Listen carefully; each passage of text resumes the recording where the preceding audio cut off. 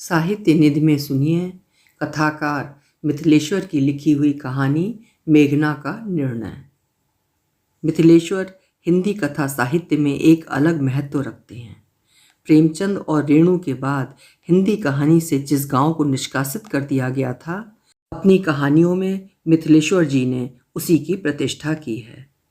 प्रस्तुत है कहानी मेघना का निर्णय। पिछले 2-3 दिनों से मेघना बेचैन है। इस बेचैनी के दरमियान ना तो वो मजदूरी करने शहरी जा सका और ना अपने गांव में ही कुछ कर सका। अपने घर के बगल शिवालय के चबूतरे पर पड़ा रहा। झोपड़ी नुमा उसके घर में इतनी अधिक जगह नहीं है कि वो आराम से किसी कमरे में पड़ा रहे, इसलिए शिवालय के चबूतरे को ही अपना स्थायी अड्डा बना लिया है।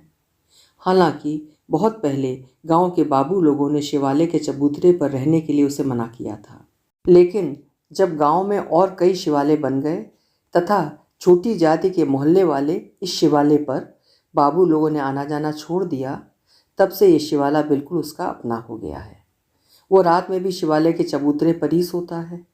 दिन में जब कहीं काम पर नहीं जाता, उसी चबूतरे पर लेटा होता है। उसकी पत्नी खाने के वक्त घर से आवाज़ लगाकर उसे बुला लेती है, लेकिन पिछले 2-3 दिनों से वो अच्छी तरह कुछ खा पी नहीं सका। पत्नी उसे समझाती है कि चिंता फिक्र छोड़कर फिर से कमाओ खाओ, गांव के बाबू लोगों की बातों का ईर्खा मत करो। गांव बाबू लोगों का है, वे गांव के मालिक हैं। अगर तुम्हें डांट फटकार और गाली दे ही दिया तो क्या हुआ? वे बड़े लोग हैं, पुश्तों से इस गांव पर उनका शासन चला आ रहा है। उनसे टकराने की बात मत सोचो। पानी में रहकर मगर से बैर ठीक नहीं होगा। लेकिन मेघना पत्नी की बात को चाहते हुए भी चेतना के स्तर पर स्वीकार नहीं कर पाया। उसने स्वप्न में भी नहीं सोचा था कि बाबू तेगा सिंह और गांव के अन्य बाबू लोग उसके साथ इस तरह पेश आएंगे। आखिर जब उसने उन लोगों का कुछ भी नहीं बिगाड़ा है, तब वे लोग उसके बीच क्यों आ पड़े हैं? वो शहर में मजदूरी करने जाता है, उसे कितना दबाया सताया जाता है, उसके साथ कितने अत्याचार अनाचार होते हैं, लेकिन कभी तो बाबू लोग उसकी सहायता नहीं करते। पर जब अपने हक के लिए वो शहर में लड़ाई कर बैठा है, तो ये लोग उसके बीच क्यों आ पड़े हैं? शहर के उसके झगड़े से इन लोगों का क्या मतलब? माथा पीट कर रह जाता है मेघना। वो सोचने लगता है उसे क्या करना चाहिए। देर तक सोचने के बाद भी उसे कुछ समझ नहीं आता। मेघना का गांव आरा शहर से बहुत नज़दीक है। पास ही के कुल्हड़िया स्टेशन से गाड़ी पकड़कर आया जाता है। मेघना अपने मजदूर मित्रों के साथ सुबह के तड़के ही आरा चला जाता था। फिर दिन भर मजदूरी करने के बाद रात वाली गाड़ी से अपने गांव लौट आता था।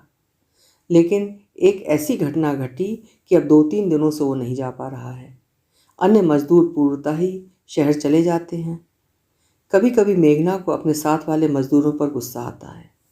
वो सोचता है कि कोई भी घटना घटती है तब मजदूर आपस में सोच विचार क्यों नहीं करते हैं? पशुओं की तरह किसी भी घटना को इतनी जल्दी भूल कैसे जाते हैं? फिर उसे लगता है कि मजदूरों का कोई दोष नहीं, वे क्या करें? जिसके घर दिन भर की मजदूरी के बाद शाम को चूल्हा जलता हो, वे एक दिन के लिए भी काम धाम छोड़कर सोच विचार कैसे करें? उसे भी तो अभी 4-5 दिन भी काम छोड़े नहीं हुए, लेकिन इस बीच उसके घर की हालत कितनी खराब हो गई। अगर और 3-4 दिनों तक वो बैठा रह गया तो फिर खैर नहीं। मेघना चबूतरे पर बैठता है, अपने अंगोछे को झाड़ कर कंधे पर रखता है, कमर की ढीली धोती को कसता है और चबूतरे से नीचे उतरकर कुल्हड़िया स्टेशन की ओर चल पड़ता है। एकांत में बैठकर वहीं सोचेगा।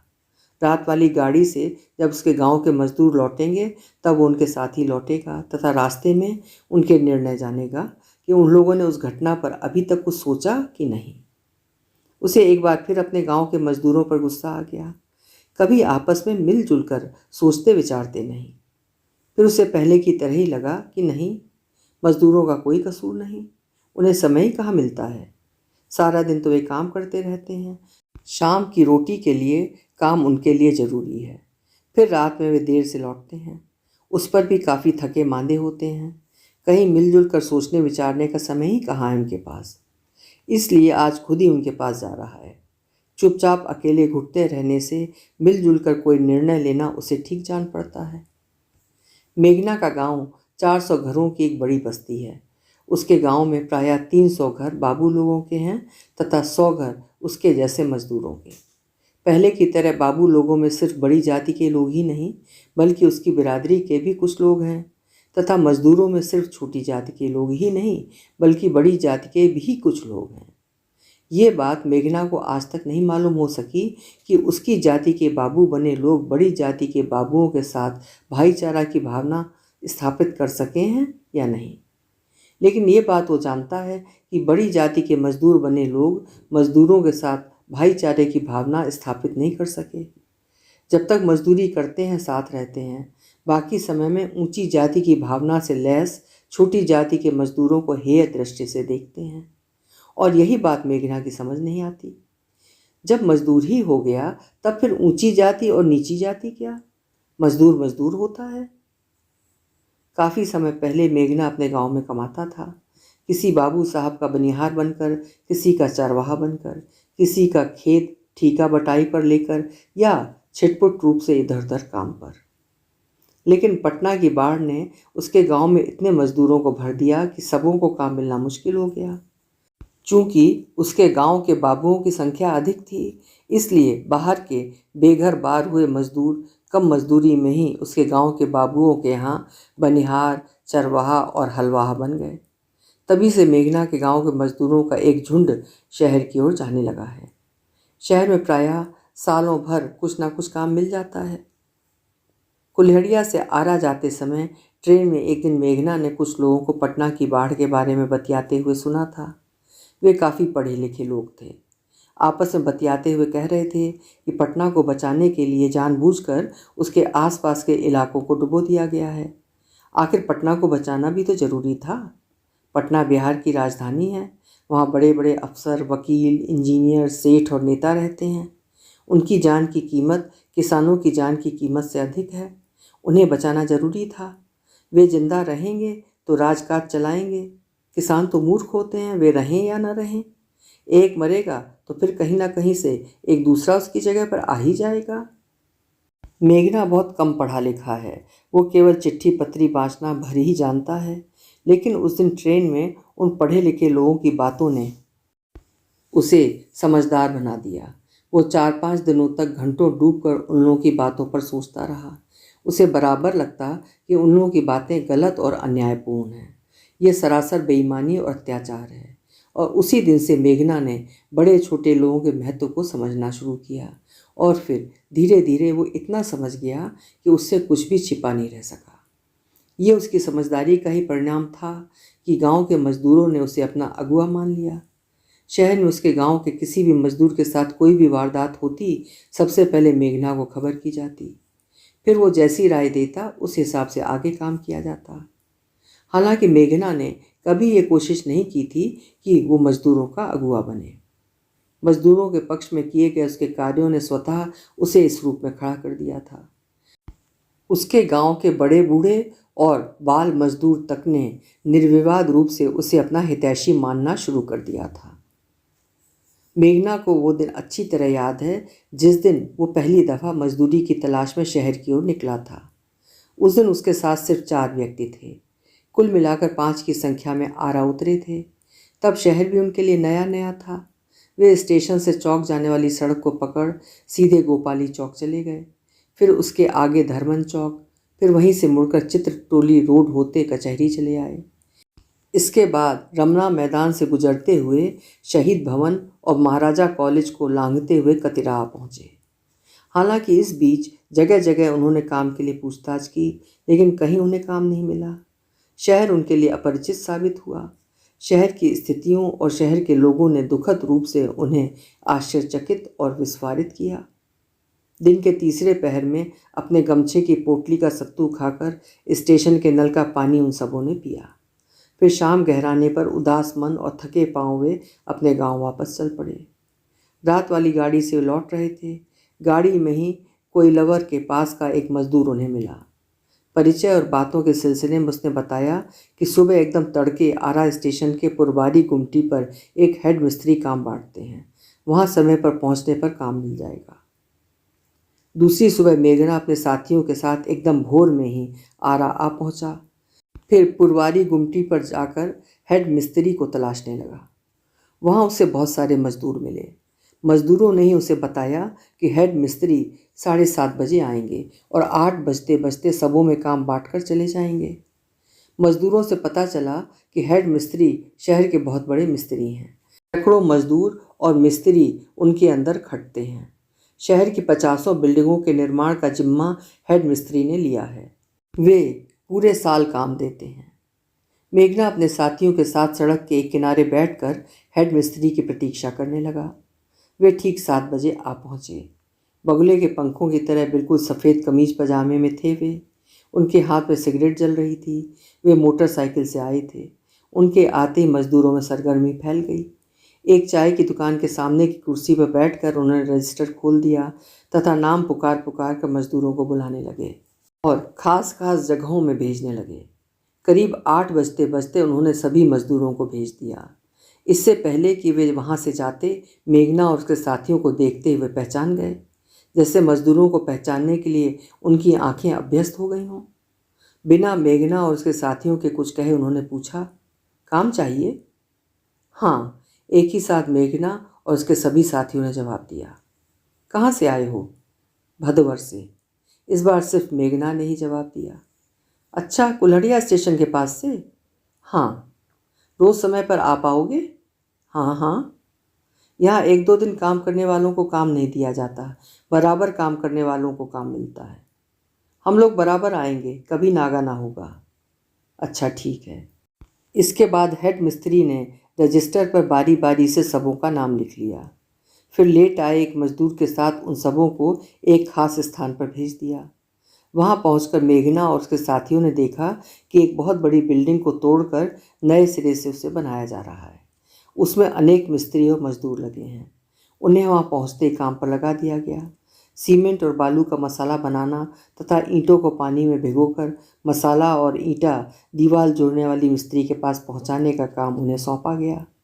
वे बहुत उत्साह और लगन के साथ अपने काम पर लग गए, लेकिन पुराने मजदूरों की तरह अपने से मसाला बनाने में वे चूक जाते। जब मिस्त्री बताता कि इतना टीन बालू में इतना टीन सीमेंट फेंट कर बनाओ, तब वे बनाते। इस बार भी कुदार और बेलचे से पुराने मजदूरों की तरह अपने से मसाला बनाने में वे मार खा जाते। चूँकि गांव में एक लंबे समय से खेती गृहस्थी के कामों में ही वे जुड़े रहे थे, इसलिए ईंट मसाले का काम उन्हें अटपटा सा लग रहा था। पुराने मजदूर और मिस्त्री जल्द ही ये समझ गए कि ये पहली दफ़ा काम पर आए हैं। फिर मिस्त्री और मजदूरों ने मेघना और उसके साथियों के ऊपर व्यंग और फब्तियाँ कसना शुरू किया। नई नई बहुरिया आती है तो ऐसे ही झिझकती रह जाती है, बाकी धीरे धीरे सब सीख जाती है। लेकिन मेघना और उसके साथियों ने उस व्यंग का कोई जवाब नहीं दिया। वे चुपचाप अपने काम पर लगे रहे। उसकी चुप्पी बहुत सार्थक हुई। मिस्त्री और मजदूरों ने उन्हें अपने काम में स्वीकार कर लिया। फिर दोपहर को 1 घंटे के लिए खाने की छुट्टी हुई। सभी मजदूर आंगन के नल के चारों ओर बैठकर घर से लाए अपना खाना खाने लगे। मेघना और उसके साथियों ने भी अपने अंगोछे में लपेट कर लाए अपने खाने को खोलकर सामने रख दिया। फिर वे खाने लगे। खाते वक्त मेघना ने एक बार नज़र घुमाकर पुराने मजदूरों के खाने की ओर देखा कि कहीं वे उससे अच्छा खाना तो नहीं लाए हैं। लेकिन उसे देखकर आश्चर्य हुआ कि सबों के खाने में प्रायः एक जैसे पदार्थ ही हैं।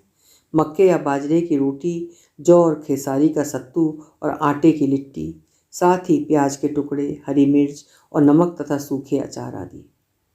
मेघना को पुराने मजदूरों का अपने ही जैसा खाना देखकर साफ लग गया कि वे उसी तरह बाढ़ और अकाल के मारे हैं।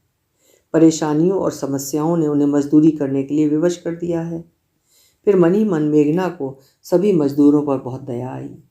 उसने अपने मन के अंदर ही अंदर उसी दिन मजदूरों के साथ भाईचारे की भावना स्थापित कर ली। खाना खाते वक्त ही मेघना और उसके साथियों से पुराने मजदूरों ने नाम पता पूछा, फिर एक दूसरे से परिचित हो गए। इसके बाद रोज की तरह पुराने मजदूर और मिस्त्रियों ने उस मकान और उसके मालिक को लेकर बातें शुरू की। उनकी बात सुनकर मेघना चौंक गया। उसे ये जानकर काफ़ी आश्चर्य हुआ कि वो मकान मालिक बराबर अपने मकान को बनवाता और तुड़वाता है। जब भी कहीं से कोई नया मकान देख कर आता है, अपने मकान को तुड़वा कर उसी के अनुसार बनवाने लगता है। पिछले 25 सालों से उसके मकान में लगातार काम चल रहा है। ये 13वीं बार उसका मकान तोड़कर नया मकान बनाया जा रहा है। वो शहर का एक बहुत बड़ा सेठ है, उसके कई बिजनेस हैं, पैसों की उसे कोई कमी नहीं। मेघना उस मकान मालिक के बारे में जानकर काफ़ी हैरत में पड़ गया। वो तो अपने गांव के बाबुओं को ही अमीर आदमी समझता था, लेकिन उस मकान मालिक की जानकारी के बाद उसे अपनी छोटी समझ पर बहुत गुस्सा आया। उसे पहली दफ़ा लगा कि शहर के सेठों की तुलना में गांव के बाबुओं का कोई स्थान नहीं। शाम के 5:30 बजे मेघना और उसके साथियों को छुट्टी मिली। अन्य सभी मजदूर उनसे पहले ही जा चुके थे। चूंकि वे नए नए थे, इसीलिए बेलचा, तगाड़ी और कुदाल आदि सामानों को उन्हें साफ करना पड़ा। अक्सर जो भी नए नए मजदूर आते थे, उन्हीं से ये काम कराए जाते थे। काम से लौटते वक्त मेघना और उसके साथियों ने हेड मिस्त्री की जानकारी प्राप्त की। उन्हें पता चला कि हेड मिस्त्री पुनः उसी गुमटी पर ही मिलेंगे। वे तेजी से उस गुमटी पर जा पहुँचे। उनके वहाँ पहुँचने से पहले ही मिस्त्री वहाँ पहुँच चुके थे तथा मजदूरों को पैसे बांट रहे थे। वे भी हेड मिस्त्री के सामने जा खड़े हुए। हेड मिस्त्री ने उन्हें देखते ही कहा, आज पैसे नहीं मिलेंगे, यहाँ रोज़ रोज़ पैसे नहीं मिलते, एक हफ्ते पर पैसे मिलते हैं। मेघना और उसके साथियों ने जवाब नहीं दिया। वे भौचक्के हुए एक दूसरे का मुंह ताकते रह गए। हेड मिस्त्री ने उनकी स्थिति समझ ली, फिर कहा, ठीक है, मैं आज तुम लोगों को पैसे दे देता हूँ, लेकिन कल से हफ्ते बाद मांगना।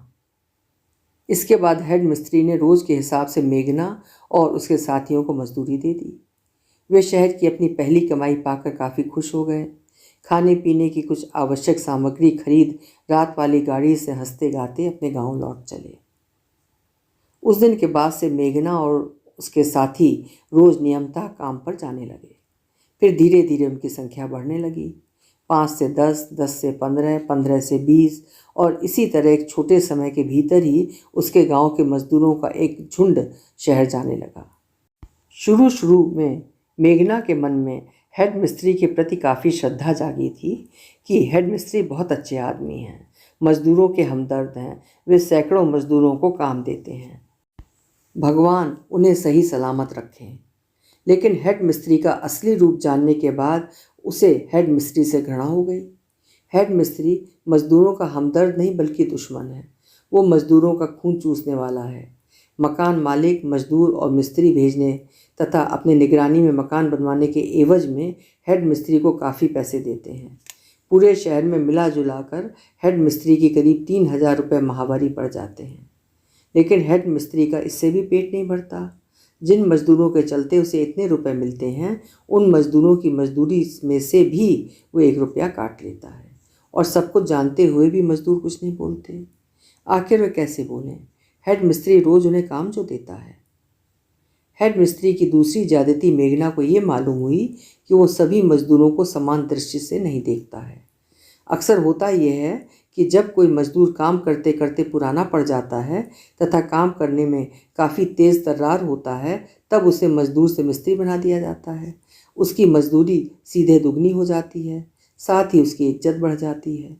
शहर से लेकर गांव तक वो मिस्त्री जी के आदरपूर्ण संबोधन से पुकारा जाने लगता है। लेकिन हेड मिस्त्री ईमानदार और वास्तव में मिस्त्री बनने योग्य मजदूरों को मिस्त्री नहीं बनाता।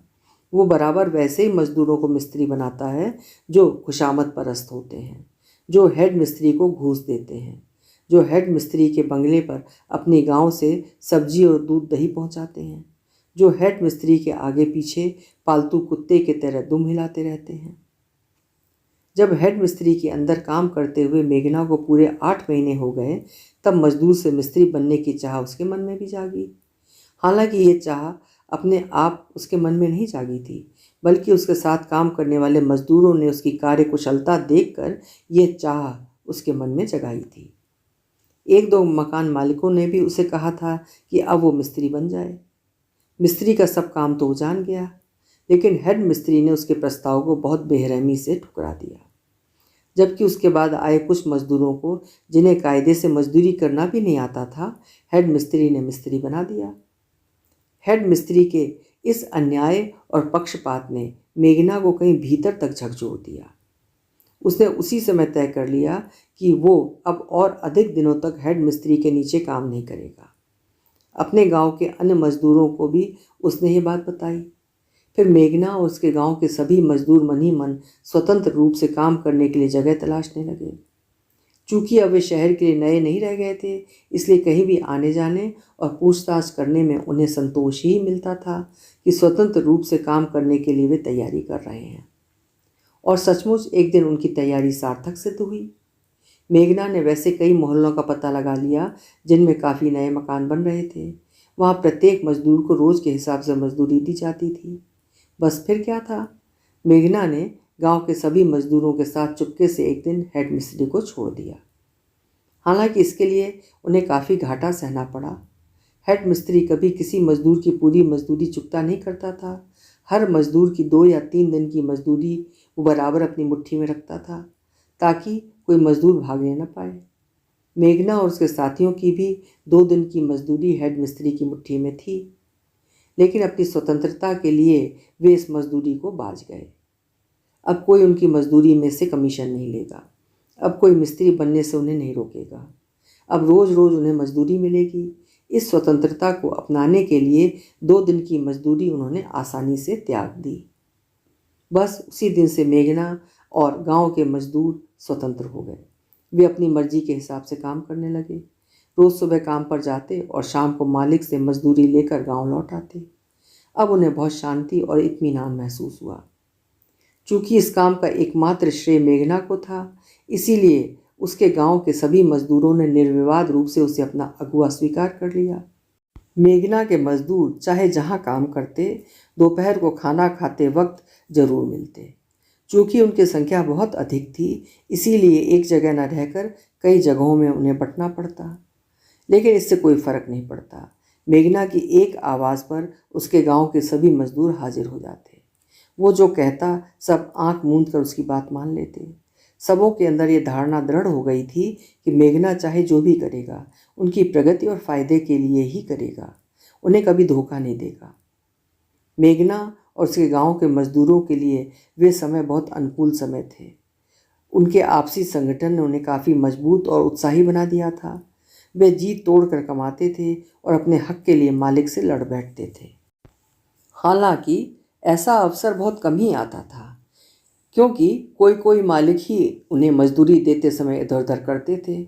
आमतौर पर तो सभी मालिक बिना हुज्जत मजदूरी चुका देते थे। अगर कोई मालिक बहुत ही ज्यादती पर उतर आ जाते तो मेघना उनसे निपट लेता। हाथ जोड़कर बातचीत कर, डरा धमका कर, जिस तरह हो, मेघना उनसे हिसाब किताब चुकता कर ही लेता। मेघना की चतुरता और समझदारी से उसके गांव के सभी मजदूरों को काफ़ी खुशी होती। उन्हें इस बात का गर्व था कि मेघना उनके साथ कभी भी मनमानी और ज्यादती नहीं होने देता। अब वे ठगे और लूटे नहीं जाएंगे। एक लंबे समय तक मेघना और उसके गांव के मजदूर इसी तरह स्वतंत्र रूप से कमाते खाते रहे। हालांकि ये बात अलग है कि इस मजदूरी से वे कभी आराम चैन की ज़िंदगी नहीं बिता पाए। मुश्किल से सिर्फ दोनों जून की रोटी ही जुटा पाते। फिर भी उन्हें इस बात का संतोष था कि वे अपनी मन मर्जी के मुताबिक कमा खा रहे हैं, किसी के सामने हाथ पसार कर गिड़गिड़ाते नहीं हैं। ऐसे में ही अचानक रेल बाबू को लेकर एक ऐसी घटना घट गई कि मेघना सहित उसके गांव के सभी मजदूर चिंताओं में पड़ गए। अन्य मजदूरों ने तो उस घटना के बाद भी काम पर जाना बंद नहीं किया, लेकिन मेघना को उस घटना ने इस कदर क्षत विक्षत और बेचैन कर दिया कि पिछले 3-4 दिनों से वो काम पर नहीं जा सका है। जिस बात की उसे तनिक भी संभावना नहीं थी, वही बात हो गई। शहर से लेकर गांव तक उन्हें घेर लिया गया। अब वे अपने हक और मजदूरी के लिए किसी मालिक से नहीं लड़ सकते। समूह बनाकर अपने जीविकोपार्जन की समस्या हल नहीं कर सकते। दिन भर मजदूरी करने के बाद मालिक से दया की भीख की तरह पैसे मांगने होंगे। मालिक से जवाब तलब नहीं करना होगा। अगर मालिक पैसे नहीं देंगे तो माथा झुकाकर वहाँ से चला आना होगा। उनसे लड़ाई नहीं करनी होगी। मेघना को अगर शुरू में ये मालूम होता कि इस तरह की स्थिति उत्पन्न होगी तो रेल बाबू के काम पर कभी नहीं जाता। रेल बाबू से उसका कोई भी परिचय नहीं था। रेल बाबू का बंगला भी शहर की भीड़ भाड़ से अलग था।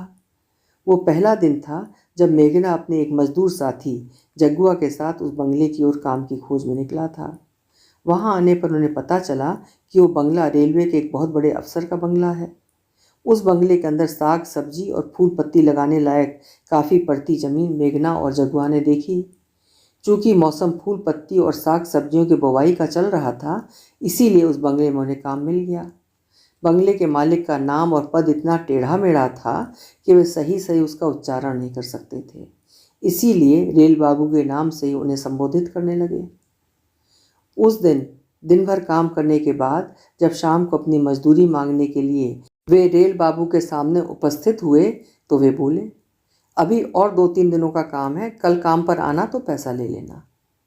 मेघना ने कहा, हम रोज़ काम करते हैं और रोज़ मजदूरी ले लेते हैं, इसी मजदूरी से हमें राशन पानी का इंतज़ाम करना पड़ता है।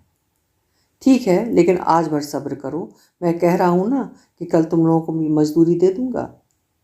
इसके बाद मेघना ने जगुआ की ओर देखा और जगुआ ने मेघना की ओर। फिर वे दोनों वहाँ से लौट आए। दूसरे दिन वे पुनः वहाँ जा पहुँचे। फिर दिन भर रेल बाबू के उस बंगले में अथक परिश्रम करने के बाद शाम को मजदूरी के लिए उनके सामने उपस्थित हुए। इस बार रेल बाबू अपनी बैठक से निकलकर उन दोनों के साथ अपने बंगले की ज़मीन का मुआयना करने लगे। फिर बोले, अब तो सब ज़मीन तैयार हो गई है, सिर्फ कल भर का काम रह गया है। मैं फूलों की बेड़ी मतलब गाछी और सब्जियों के बीज बाजार से मंगवा कर रखूँगा, कल तुम लोग आकर इसका काम पूरा कर देना। ठीक है, लेकिन आज हम लोगों की मजदूरी मिल जानी चाहिए। अब एक ही साथ पूरा ले लेना, थोड़ा थोड़ा लेकर क्या करोगे? नहीं साहब, हम लोगों का काम नहीं चलेगा, कल ही हम लोग कितने दिक्कत से राशन पानी जुटा पाए थे। आज भर कहीं से जुटा लेना, कल तुम लोगों को सब दे दूंगा। नहीं साहब, ये नहीं होगा। तो लो ये 5 रुपए, इसी में बांट कर दोनों आदमी काम चला लेना, कल तुम लोगों का जोड़ जाड़ कर पूरा साफ कर दूंगा। रेल बाबू की ये बात मेघना को ठीक नहीं लगी। उसने उनके 5 रुपए लौटा दिए और कहा, इसे रख लीजिए, कल ही हम लोगों को दे दीजिएगा। इसके बाद वे अपने गांव लौट चले। रास्ते में मेघना ने जगुआ से कहा कि यह आदमी तो हेड मिस्त्री का भी बाप मालूम पड़ता है, लेकिन अब सिर्फ कल भर का ही तो काम है, कल के बाद वे इधर नहीं आएंगे। 2 दिन खटे हैं तो 1 दिन और खटकर अपना पूरा पैसा ले लें। तीसरे दिन वे नियत समय पर वहाँ पहुँचे। रेल बाबू ने बियड़ी और बीज मंगवा कर रखा था। हालांकि 1 दिन से कुछ अधिक का काम था, लेकिन मेघना और जगुआ ने शाम तक पूरी ज़मीन की बुवाई कर दी। फिर अपनी मजदूरी के लिए रेल बाबू के सामने वे जा खड़े हुए। रेल बाबू ने 20 रुपये उनके सामने बढ़ाए। मेघना ने रुपए गिनकर उन्हें वापस कर दिया और कहा, ये तो कम है। कम नहीं है, दूसरे मजदूर 15 रुपये में ही इस पूरी ज़मीन की बुवाई का ठेका मांग रहे थे, लेकिन मैंने नहीं दिया, तुम लोगों को अधिक दे रहा हूँ। लेकिन आपने तो रोज़ के हिसाब से हमें तय किया था। तय करने से क्या हुआ, जितना काम करोगे उतना ही पैसा लोगे ना। हम लोगों ने अधिक का काम किया है, लेकिन आप ये 20 रुपये दे रहे हैं। मुझे अंधा ना बनाओ, मैं रेलवे में रोज़ हज़ारों मजदूरों को खटाता हूँ, मुझे सब पता है कितने का काम तुम लोगों ने किया है। लेकिन हम लोग रोज़ के हिसाब से कम नहीं लेंगे, शुरू में ही आपने हमें क्यों नहीं कह दिया था? तुम लोग इस तरह से बढ़ बढ़ कर बात मत करो, तुम्हें पता है किससे बात कर रहे हो? रेल बाबू कुछ गरमाए। साहब आप कोई हो, हमें इससे क्या मतलब, हमने खून पसीना एक करके काम किया है, हम अपना उचित मजदूरी लेंगे ही। मेघना भी तन गया। जाओ, मैं तुम्हें 1 पैसा भी नहीं दूंगा। रेल बाबू गरज पड़े। मेघना जगुआ के साथ वहाँ से लौट चला। लौटते हुए उसने अपनी दहाड़ रेल बाबू को सुना दी। हम भीख नहीं मांग रहे हैं, जब काम करने की शक्ति हमारी भुजाओं में है तो मजदूरी वसूल करने की शक्ति भी है, हम आपसे पाई पाई वसूल कर लेंगे। रेल बाबू ने गरजते हुए इसकी बातों का जवाब दिया, जाओ जाओ, तुम्हारे जैसे सैकड़ों मजदूरों को मैं रोज़ चराता हूँ, उल्टा सीधा बकने की कोशिश करोगे तो सीधे अंदर भिजवा दूंगा, जेल की चक्की चलानी पड़ेगी। इसके बाद पाँव पटकते हुए मेघना और जगुआ वहाँ से चले गए। रेल बाबू गुस्से में अनाप शनाप बकते हुए बरामदे में टहलते रहे। उस दिन चूंकि शाम गहरा गई थी, इसलिए मेघना और जगुआ रोज़ की भांति गांव लौट गए। लेकिन रास्ते में ही अपने गांव के मजदूरों से मेघना ने सारी योजना तय कर ली। फिर अगले दिन दोपहर को 30 मजदूरों के साथ मेघना रेल बाबू के बंगले पर जा पहुंचा। उस समय रेल बाबू दोपहर का खाना खाकर आराम कर रहे थे। मेघना ने आवाज़ लगाकर उन्हें पुकारा। रेल बाबू ने बैठक की खिड़की खोलकर देखा, मेघना के साथ मजदूरों की एक लंबी चौड़ी भीड़ थी। वे हैरत में पड़ गए। फिर खिड़की के अंदर से बोले, क्या काम है? हमारी मजदूरी दे दीजिए, मेघना ने सामने आकर कहा। तो तुम इतने मजदूरों को इसीलिए लेकर आए हो? क्या करूं, सीधे मन से तो आप दे ही नहीं रहे थे। तो तुम्हारे इस डराने धमकाने से दे दूंगा? पहले तो देने को सोचा भी था, लेकिन अब एक पैसा नहीं दूंगा। मेरे अंतर्गत रोज हजारों मजदूर हड़ताल करते हैं, मुझे इसका गम नहीं है। सीधे मन से मेरे हाथे से बाहर निकल जाओ। बिना मजदूरी लिए हम नहीं निकलेंगे। अपनी मजदूरी भर सामान यहाँ से लेकर ही जाएंगे। देखता हूँ आप कैसे नहीं देते हैं मजदूरी। तुम लुटेरे हो, गुंडे हो, मैं पुलिस बुलाकर तुम्हें गिरफ्तार कराता हूँ। मेघना ने इस बार कोई जवाब नहीं दिया। उसे साफ नजर आ रहा था रेल बाबू पुलिस स्टेशन में फ़ोन कर रहे थे। उसने मुड़कर अपने साथियों की ओर देखा। जाने क्या था उसकी नज़र में कि उसके साथी रेल बाबू को भद्दी भद्दी गालियां बकते हुए उनका दरवाज़ा पीटने लगे। रेल बाबू ने डराने के लिए बंदूक से झूठी फायर किया। एक क्षण के लिए वे जरूर डर गए, लेकिन पुनः दरवाज़ा पीटने लगे। इसी समय दूर से आती पुलिस गाड़ी उन्हें दिख गई। वे टुकड़ों टुकड़ों में बंटकर वहां से भाग चले। भागने से पहले मेघना ने रेल बाबू को सुनाकर कहा, देखता हूं कब तक पुलिस रक्षा करती है। इसके बाद मेघना अपने साथियों के साथ गांव चला आया। फिर यह तय हुआ कि 4 दिन के बाद हमला बोला जाएगा तथा मजदूरी भर सामान वहां से लेकर भाग आया जाएगा। लेकिन ये सारी सोचावट गलत हो गई। रेल बाबू की सोचावट और योजना उनसे कहीं अधिक तगड़ी साबित हुई। रेल बाबू ने उन्हें आसानी से अपने कब्जे में कर लिया। अभी हाल की ही बात है, 4-5 दिन पहले की ही। रेल बाबू के बंगले पर हमला करने के लिए मेघना अपने साथियों के साथ तैयारी कर ही रहा था कि अचानक रेल बाबू से गांव आ धमके। दरअसल रेल बाबू ने सोचा कि आखिर वे पुलिस की कब कब सहायता लें। सांप का बिल पता लगाकर उसकी सुराख ही बंद कर दें ताकि वो उसी में मर जाए। इसीलिए रेल बाबू ने मेघना और उसके साथियों की जानकारी लेते लेते उनके गांव का पता लगा लिया। फिर एक सुबह एकदम नीम अंधेरे ही वे उनके गांव आ धमके। उन्होंने मेघना और उसके साथियों का नाम भी पता लगा लिया। गांव आने पर सबसे पहले गांव के बाबुओं से उन्होंने मुलाकात की। दरअसल वे अपने साथ एक ऐसे आदमी को लेते आए थे जो उस गांव के बाबुओं का पूर्व परिचित था। उस गांव के बाबू लोग रेल बाबू का परिचय जान तथा उनकी परेशानी सुन अपने गांव के मजदूरों पर आग बबूला हो उठे। बाबू तेगा सिंह के दालान पर बैठक लगी।